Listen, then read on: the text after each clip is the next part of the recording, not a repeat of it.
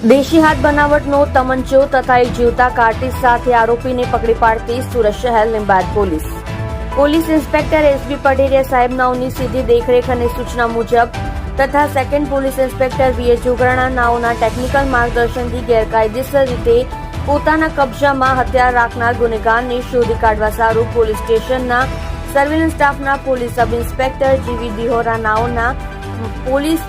માણસોની અલગ અલગ ટીમો બનાવી પોલીસ સ્ટેશન વિસ્તારમાં વર્કઆઉટ કરતા હોય તે દરમિયાન અત્રેના પોલીસ સ્ટેશનમાં સર્વેલન્સ સ્ટાફના એચસી કાંજીભાઈ હમીરભાઈ તથા પીસી સંદીપભાઈ બાલાભાઈ